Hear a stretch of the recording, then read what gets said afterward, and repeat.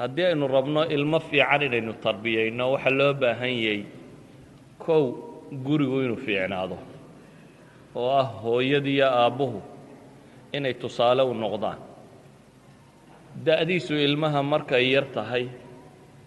dunida cidda ugu weyne uu yaqaanaa waa aabbihii iyo hooyadii wuxuu haystaa aabbihiina rag inuu u fiican yahay hooyadiina dumar inay u fiican tahay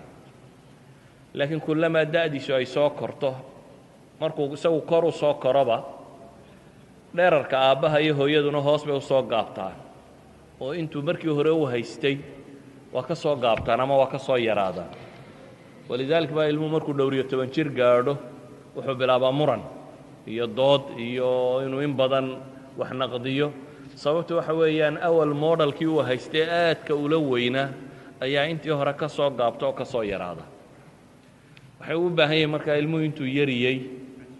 in la baro cidda role modelka oo ama cidda uu ku dayanayo in la baro nebiga calayhi salaatu wasalaam in la baro saxaabadii nebiga in la baro dadka saalixiinta ah inta uu yaryay inuu barto cadaaladda inta uu yaryay inuu barto infaaqa waxbixinta inta uu yaryay inuu barto runsheega inta uu yaryahay inuu barto akhlaaqiyaadka dadka muslimiinta ay u baahan yihiin inuu ku dhaqmaan oo dhan